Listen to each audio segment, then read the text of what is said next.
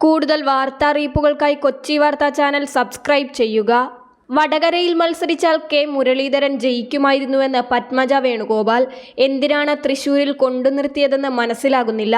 തൃശൂരിൽ കാലുവാരാൻ ഒരുപാട് പേരുണ്ട്. തൃശൂരിൽ സുരേഷ് ഗോപി ജയിക്കുമെന്നും പത്മജ വേണുഗോപാൽ പറഞ്ഞു. തന്നെ തോൽപ്പിച്ചതിൽ TN പ്രതാപൻ ഉൾപ്പെടെയുള്ള നേതാക്കൾക്കും പങ്കുണ്ടെന്നും പത്മജ കൂട്ടിച്ചേർത്തു. എനിക്കൊറ്റ സങ്കടമേയുള്ളൂ. എന്നെ തോൽപ്പിക്കാൻ നിന്ന രണ്ടുപേർ മുരളിയേട്ടന്റെ ജീപ്പിന്റെ അപ്പുറവും ഇപ്പുറവും നിൽക്കുന്നത് കണ്ടു. എന്നെ വല്ലാതെ ചൊറിയട്ടെ. അപ്പോൾ ഇതിനു പിന്നിൽ പ്രവർത്തിച്ച വലിയ നേതാക്കൾ ആരൊക്കെയെന്ന് ഞാൻ പറയാം. കരുണാകരന്റെ മക്കളോട് തന്നെ അവർക്ക് ദേഷ്യമാണ്. പാവം മുരളിയേട്ടനെ ഇവിടെ കൊണ്ടുവന്നിട്ടത് എന്തിനാണെന്ന് മനസ്സിലാകുന്നില്ല. തൃശൂരിൽ കുറച്ച് വൃത്തികെട്ട നേതാക്കന്മാരുണ്ട്. അവരുടെ സമീപത്തു നിന്ന് ഓടിപ്പോയതിൽ എനിക്ക് വളരെ സന്തോഷമുണ്ടെന്നും പത്മജ പറഞ്ഞു. മുരളിയേട്ടൻ ദേഷ്യം വരുമ്പോൾ ചാടിത്തുള്ളി എന്തെങ്കിലും പറയുമെന്നേയുള്ളൂ. ഞാനത് കാര്യമാക്കാറില്ല. എന്റെ അച്ഛൻ കുറച്ചുകാലം കൂടി ഉണ്ടായിരുന്നെങ്കിൽ അദ്ദേഹം പാർട്ടി വിട്ടു പോകുമായിരുന്നു. പഴയ കോൺഗ്രസുകാരാണ് BJPയിലേക്ക് വന്ന പലരും. എന്റെ കൂടെ ഇവിടെ വന്നിരുന്ന് ഊണ് കഴിച്ച കോൺഗ്രസുകാർ തന്നെയാണ് എന്നെ പിന്നിൽ നിന്ന് കുത്തിയത്. എപ്പോഴും ചന്ദനക്കുറി തൊട്ടു പോകുമ്പോൾ അവർ ഞാൻ വർഗീയവാദിയാണെന്ന് പറഞ്ഞു. അച്ഛൻ അങ്ങനെ ചെയ്തിരുന്നില്ലല്ലോ എന്നായിരുന്നു ചോദ്യം. അതുകൊണ്ട് തന്നെ ഞാൻ ചന്ദനക്കുറി തൊടുന്നത് നിർത്തി.